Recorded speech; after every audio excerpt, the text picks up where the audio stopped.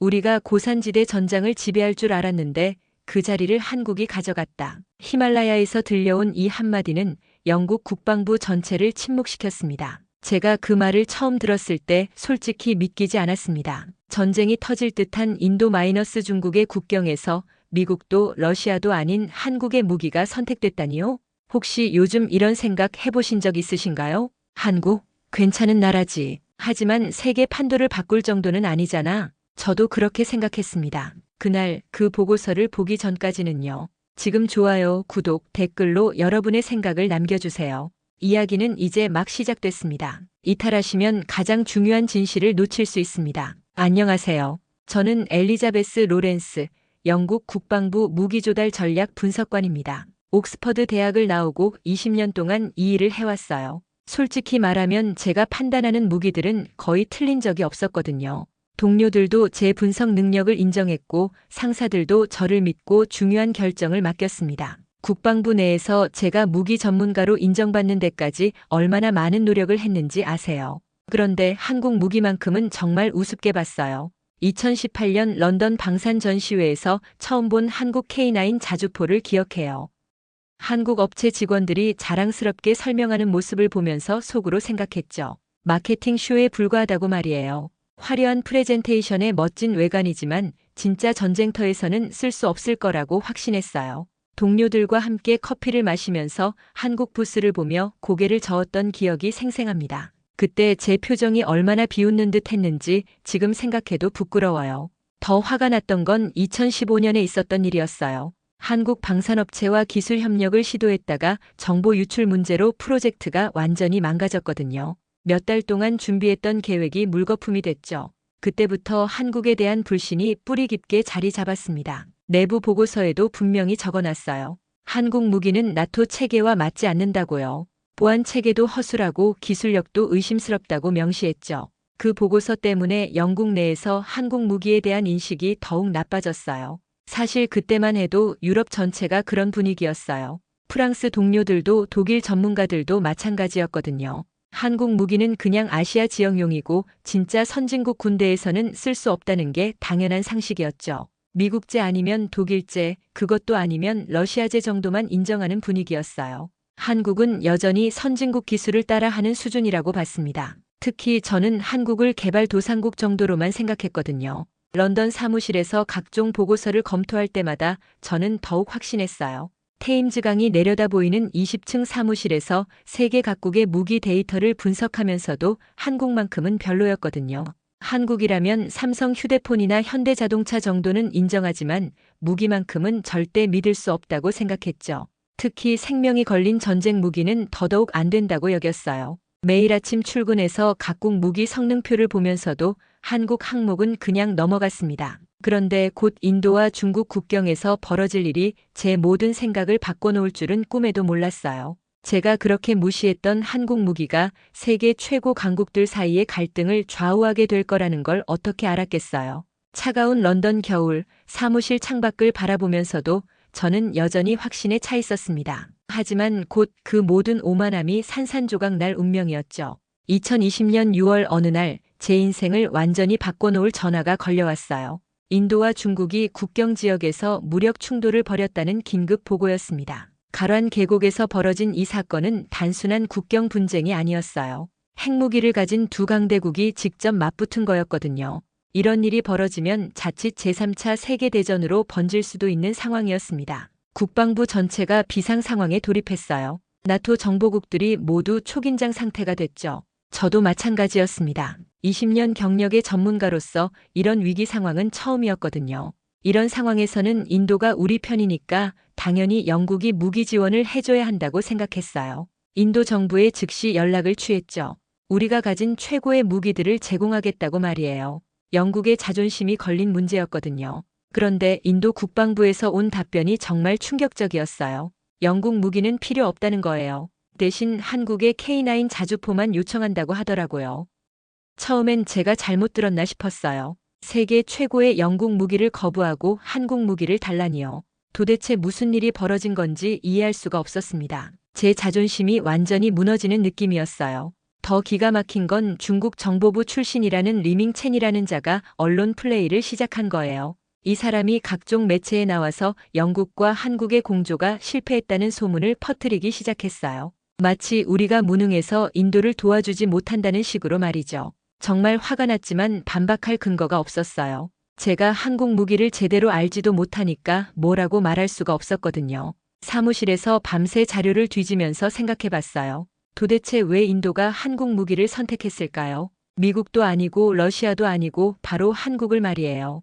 그것도 히말라야 고산지대라는 극한 상황에서 쓸 무기로 말입니다. 영하 40도까지 내려가는 곳에서 제대로 작동할 무기를 찾는 건데 과연 한국 무기가 그런 환경을 견딜 수 있을까요? 뭔가 제가 놓치고 있는 게 분명히 있었어요. 인도 언론들을 찾아보니 더욱 놀라운 사실들이 나왔어요.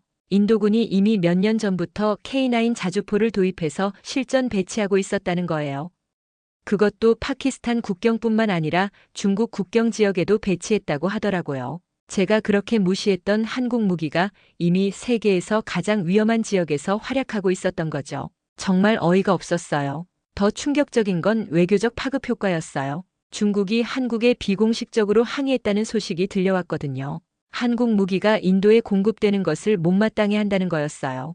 이게 무슨 의미인지 아세요? 중국이 한국 무기를 진짜 위협으로 느끼고 있다는 뜻이었거든요. 제가 우습게 본 무기를 중국이 무서워하고 있었던 거예요. 그 순간 제 머릿속이 하얘졌어요. 지난 몇 년 동안 제가 한국 무기를 얼마나 우습게 봤는지 떠올랐거든요.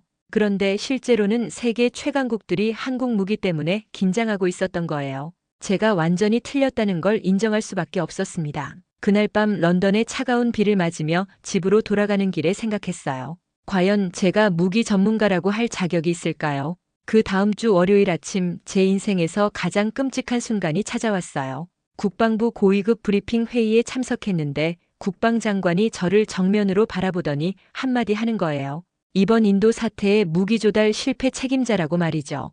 회의실에 있던 모든 사람들의 시선이 저에게 쏠렸어요. 얼굴이 화끈거리고 가슴이 답답해서 숨을 쉬기가 힘들었습니다. 더 참담한 건 동료들의 반응이었어요. 지금까지 저를 존경하던 후배들조차 제 판단 능력을 의심하기 시작했거든요. 복도에서 마주쳐도 어색하게 인사만 하고 지나가더라고요. 20년 동안 쌓아온 신뢰가 하루아침에 무너지는 걸 느꼈어요. 점심시간에 혼자 카페테리아에 앉아 있으니까 정말 외로웠어요. 언론들도 가만히 있지 않았어요. 영국 언론들이 무기 조달 실패를 대서특필하기 시작했거든요. 한국 무기를 제대로 파악하지 못한 정부의 무능함이라고 비판했어요. 신문을 볼 때마다 속이 뒤틀렸습니다. 제가 무시했던 한국 무기가 이렇게 큰 화제가 될 줄 누가 알았겠어요. 그래서 정말 견딜 수 없어서 한국 K9에 대해 직접 조사해 보기로 했어요. 밤늦게까지 각종 자료를 찾아봤는데 정말 놀라운 사실들이 나오더라고요. K9 자주포가 영하 40도의 극한 추위에서도 완벽하게 작동한다는 거예요. 그것도 고장률이 거의 제로에 가깝다고 하더라고요. 도대체 어떻게 이런 성능이 가능한 건지 이해할 수가 없었어요. 더 충격적인 건 실전 기록이었어요. 한국 K9이 세계 여러 나라에서 실제로 사용되고 있는데 한 번도 중대한 고장을 일으킨 적이 없다는 거예요. 2020년 국제무기평가에서도 놀라운 기록이 나왔더라고요. 미국과 러시아 무기보다 신뢰성이 높다는 평가를 받았거든요. 제가 그렇게 믿고 있던 서구 무기들이 한국 무기보다 못하다니요. 가장 당황스러운 건 설계 철학이었어요. K9은 처음부터 실전을 염두에 두고 만들어졌더라고요. 전쟁터의 혹독한 환경을 견딜 수 있도록 설계된 거였어요. 반면 우리가 자랑하던 서구 무기들은 대부분 평화로운 환경에서의 성능에만 치중했던 거죠. 이게 무슨 차이인지 이제야 깨달았어요. 밤늦게 사무실에서 자료를 정리하면서 정말 머리가 아팠어요. 제가 지금까지 뭘 하고 있었던 건지 의문이 들었거든요. 무기 전문가라고 자부했는데 정작 진짜 좋은 무기는 제대로 알아보지도 못했던 거예요. 한국이라는 편견 때문에 객관적인 판단을 하지 못했던 거죠. 더 화가 나는 건 제 보고서 때문에 영국 전체가 한국 무기를 오해하게 됐다는 점이었어요. 제가 쓴 부정적인 평가가 정부 정책에 영향을 미쳤거든요. 그 결과 이번 인도 사태에서 완전히 뒤처지게 된 거예요. 정말 죄책감이 들었습니다. 그날 밤 집에 돌아가는 지하철에서 창밖을 바라보며 생각했어요. 과연 제가 지금까지 얼마나 많은 편견을 가지고 살아왔을까요? 한국뿐만 아니라 다른 나라들에 대해서도 잘못된 판단을 내린 게 아닐까요? 전문가라는 자만심이 얼마나 위험한 건지 뼈저리게 느꼈어요. 이제 모든 걸 처음부터 다시 시작해야 할 것 같았어요. 한 달 후 제 인생을 완전히 바꿔놓을 전화가 또다시 걸려왔어요. 브뤼셀에서 열리는 나토 무기 컨퍼런스에 참석하라는 지시였습니다. 솔직히 말하면 가기 싫었어요. 최근 실패 때문에 다른 나라 전문가들 앞에 나서기가 부끄러웠거든요. 하지만 어쩔 수 없이 짐을 싸고 브뤼셀로 향했어요. 컨퍼런스 첫날 정말 놀라운 일이 벌어졌어요. 한국에서 온 방산 전문가가 특별 강연을 한다는 거예요. 강도윤이라는 이름의 50대 남성이었는데 한국국방과학연구소 출신이라고 하더라고요. 현재는 한화 디펜스에서 수석 자문역을 맡고 있다고 했어요. 처음엔 별 기대 없이 강연장에 들어갔습니다. 그런데 강도윤의 강연을 듣는 순간 완전히 충격을 받았어요. 이 사람이 말하는 건 단순한 무기 성능이 아니었거든요. 복합 환경 적응성이라는 개념을 설명하더라고요. 무기가 단순히 강한 것보다는 어떤 상황에서도 안정적으로 작동하는 게 중요하다는 철학이었어요. 이런 관점으로 무기를 바라본 적이 없었어서 정말 신선했습니다. 강도윤은 K9 자주포가 왜 세계 여러 나라에서 선택받는지 차근차근 설명했어요. 영하 50도에서 영상 50도까지 사막에서 극지까지 어디서든 작동한다고 하더라고요. 그것도 복잡한 정비 없이 말이에요. 이게 바로 실전에서 필요한 무기라는 거였어요. 화려한 성능보다는 믿을 수 있는 성능이 중요하다는 말에 무릎을 쳤습니다. 가장 인상 깊었던 건 그의 철학이었어요. 강도윤은 무기를 만드는 이유가 전쟁을 위한 게 아니라고 했거든요. 오히려 전쟁을 막기 위해서라고 하더라고요. 적이 함부로 도발하지 못하게 하는 억제력이 진짜 목적이라는 거예요. 이런 생각으로 무기를 개발한다니 정말 놀라웠어요. 강연이 끝나고 나서 용기를 내서 강도윤에게 다가갔어요. 그동안 한국 무기를 오해했다고 솔직하게 말했죠. 그랬더니 강도윤이 웃으면서 이렇게 말하더라고요. 기술이 아니라 철학을 팔았다고 말이에요. 무기는 기계가 아니라 평화를 지키는 도구라는 거였어요. 그 순간 가슴이 찡했습니다. 강도윤과 대화를 나누면서 깨달았어요. 제가 지금까지 무기를 바라본 시각이 얼마나 좁았는지 말이에요. 단순히 파괴력이나 사거리, 정확도만 보고 판단했거든요. 하지만 진짜 중요한 건 그 무기가 언제 어디서든 믿을 수 있느냐는 거였어요. 병사들의 목숨이 걸린 문제니까요. 더 놀라운 건 한국의 전략이었어요. 강도윤 말로는 한국이 조용히 실력을 쌓아왔다는 거예요. 화려한 마케팅이나 정치적 압력 대신 성과로 말하는 방식이었죠. 인도가 K9을 선택한 것도 바로 이런 신뢰 때문이었어요. 실제로 써보니까 좋더라는 거였죠. 그날 밤 호텔방에서 잠이 안 와서 창밖을 바라봤어요. 브뤼셀의 야경을 보면서 생각했죠. 제가 얼마나 편견에 사로잡혀 있었는지, 그리고 한국이라는 나라를 얼마나 잘못 봤는지 말이에요. 이제야 깨달았어요. 진짜 강한 나라는 소리 내지 않고 실력으로 증명하는 나라라는 걸 말이죠. 브뤼셀에서 돌아온 지 일주일 후 정말 믿기 어려운 소식이 들려왔어요. 인도- 중국 국경 지역에 배치된 K9 자주포가 실제로 위기를 막아냈다는 거였어요. 양국 군대가 서로 대치하고 있는 상황에서 K9의 존재만으로도 중국군이 함부로 나서지 못했다는 거죠. 무력 충돌 없이 평화적으로 해결됐다는 소식을 듣고 정말 놀랐어요. 더 충격적인 건 나토에서 나온 자체 평가 보고서였어요. 히말라야 고산지대라는 극한 환경에서 K9의 성능을 분석해봤더니 미국과 러시아 장비보다 효율적이라는 결론이 나온 거예요. 특히 고장률이 현저히 낮고 정비도 간단하다는 평가였죠. 제가 그렇게 신뢰했던 서구 무기들이 한국 무기보다 못하다니 정말 어이가 없었어요. 그 보고서가 나온 후 유럽 각국 국방부에서 연락이 쏟아지기 시작했어요. 프랑스, 독일, 이탈리아까지 모두 한국 방산 기술에 문의를 하더라고요. 공동 연구를 제안하는 나라들도 있었고요. 불과 몇 달 전까지만 해도 한국 무기를 무시하던 유럽이 완전히 달라진 거예요. 정말 놀라운 변화였습니다. 가장 재미있었던 건 중국의 반응이었어요. 중국 외교부가 한국 정부에 비공식 항의를 했다는 소식이 들려왔거든요. K9 자주포가 중국에게 위협이 된다면서 인도 수출을 자제해달라고 요청했다는 거예요. 중국이 한국 무기를 이렇게 경계할 줄 누가 알았겠어요. 정말 아이러니했죠. 한국의 대응 방식도 인상적이었어요. 화려한 발언이나 자랑 대신 조용히 성과로만 대답하더라고요. 언론 인터뷰도 거의 안 하고 그냥 실력으로 증명하는 방식이었어요. 이런 겸손한 태도가 오히려 더 신뢰를 주는 것 같았습니다. 과시하지 않는 진짜 강자의 모습이었죠. 사무실에서 각종 보고서를 정리하면서 깨달았어요. 한국이 지난 몇십 년 동안 얼마나 많은 노력을 해왔는지 말이에요. 조용히 묵묵히 기술을 개발하고 품질을 높여왔던 거죠. 그 결과가 이제야 세상에 알려지기 시작한 거예요. 정말 대단한 일이었습니다. 더 놀라운 건 한국 방산업체들의 철학이었어요. 단순히 무기를 팔기 위한 게 아니라 평화를 지키기 위한 도구라고 생각하더라고요. 전쟁을 일으키는 무기가 아니라 전쟁을 막는 무기를 만든다는 철학이었어요. 이런 가치관으로 무기를 개발한다니 정말 존경스러웠습니다. 동료들의 반응도 달라지기 시작했어요. 처음엔 제가 한국 무기를 놓쳤다고 비판하던 사람들이 이제는 궁금해하더라고요. 한국 방산 기술에 대해 더 알고 싶다고 하는 거예요. 제가 갑자기 한국 전문가가 된 기분이었어요. 그날 저녁 집으로 돌아가면서 생각했어요. 세상에는 소리 없이 위대한 일을 하는 나라들이 있구나 하고 말이에요. 한국이 바로 그런 나라였어요. 화려한 선전이나 과시 없이도 실력으로 세계를 놀라게 하는 나라였죠. 제가 그동안 얼마나 편견에 사로잡혀 있었는지 부끄러웠어요. 이제 한국을 완전히 새로운 시각으로 보게 됐습니다. 한 달 후 저는 정말 용기 있는 결정을 내렸어요. 한국으로 직접 출장을 가기로 한 거였습니다. 상사들은 말렸지만 제가 고집을 부렸어요. 한국 방산 기술을 제대로 이해하려면 직접 가서 봐야겠다고 생각했거든요. 20년 경력의 전문가가 편견 때문에 이렇게 큰 실수를 했으니 이제라도 제대로 알아야 한다고 마음먹었죠. 인천공항에 도착했을 때 첫 느낌이 정말 놀라웠어요. 공항부터가 완전히 달랐거든요.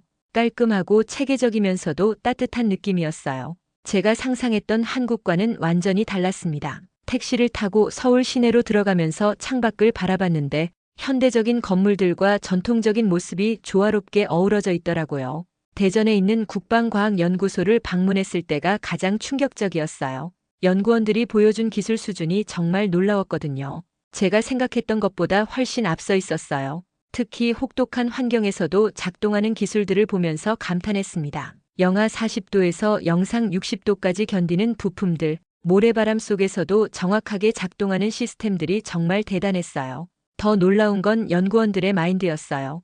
이 사람들이 무기를 개발하는 이유가 정말 특별하더라고요. 전쟁을 위한 게 아니라 평화를 지키기 위해서라는 거예요. 한국 전쟁을 겪은 나라답게 전쟁의 참혹함을 누구보다 잘 알고 있었어요. 그래서 전쟁을 막을 수 있는 무기를 만든다는 철학이 정말 감동적이었습니다. 강도윤과 다시 만났을 때 더욱 깊은 이야기를 나눌 수 있었어요. 그가 말하길 한국은 고물이 아니라 믿음을 판다고 하더라고요. 무기를 사는 나라들이 한국을 믿고 선택한다는 거였어요. 기술력만으로는 설명할 수 없는 신뢰의 힘이었죠. 그 순간 제 가슴이 뭉클해졌어요. 한화 디펜스 공장을 견학했을 때도 정말 놀랐어요. 민간 기업과 군이 함께 협력하는 모습이 인상적이었거든요. 서로 경쟁하면서도 국가를 위해서는 하나가 되는 모습이었어요. 이런 협력 시스템이 한국 방산 기술 발전의 비결이구나 싶었습니다. 가장 감동적이었던 순간은 강도윤과 함께한 저녁 식사였어요. 그가 제게 이렇게 말하더라고요.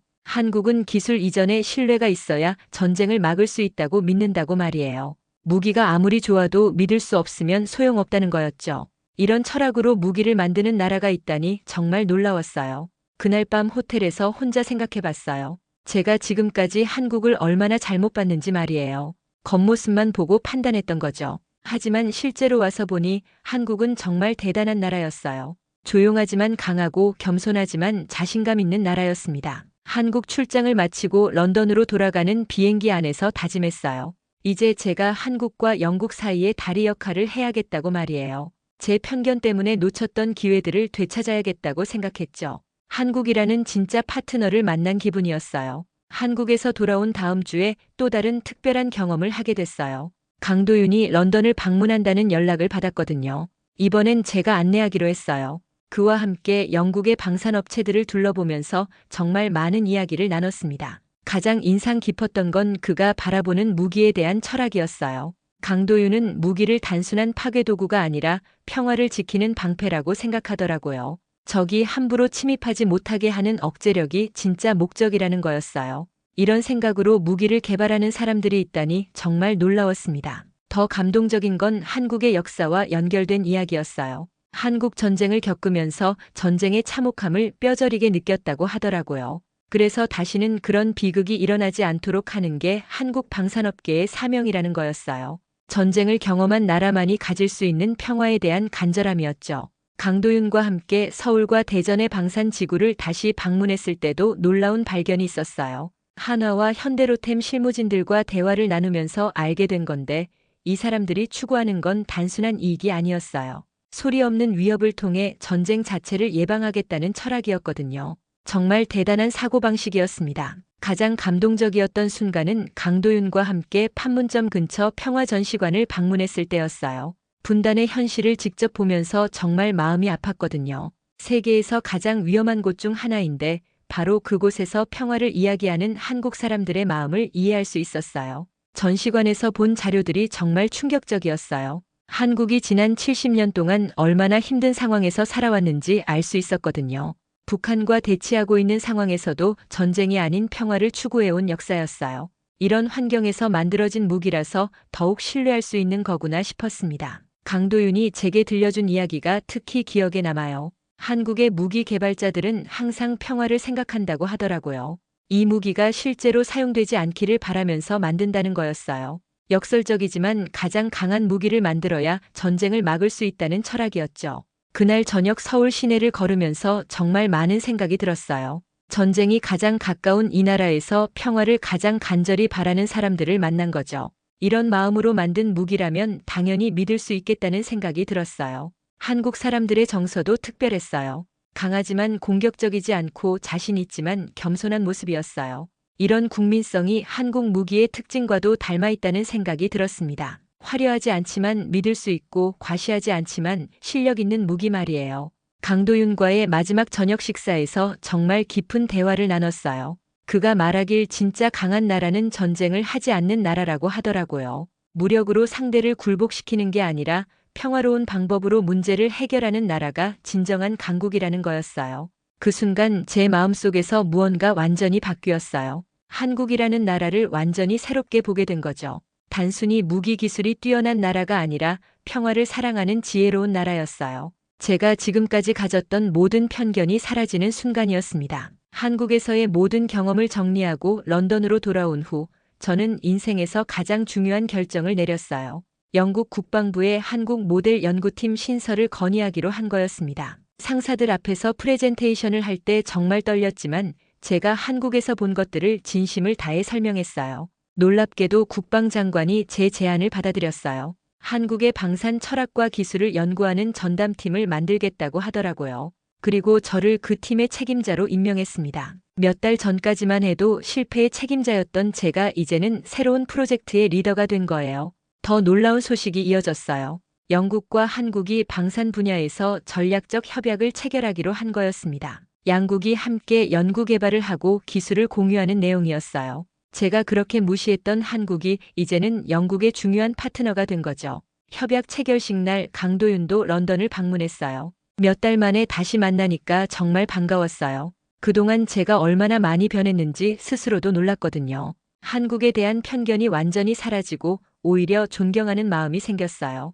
체결식이 끝나고 강도윤과 함께 템즈 강변을 걸었어요. 런던의 야경을 바라보며 정말 많은 이야기를 나눴습니다. 그가 제게 말하길 이제 진짜 파트너십이 시작된다고 하더라고요. 서로를 이해하고 신뢰하는 관계 말이에요. 가장 기억에 남는 순간은 강도윤이 농담 반 진담 반으로 한 말이었어요. 다음에 만날 때는 전쟁이나 무기 얘기 말고 김치 이야기나 하자고 하더라고요. 그 말을 듣고 웃음이 나왔어요. 평화를 사랑하는 한국 사람다운 말이었거든요. 몇 달 후 정말 놀라운 변화들이 일어나기 시작했어요.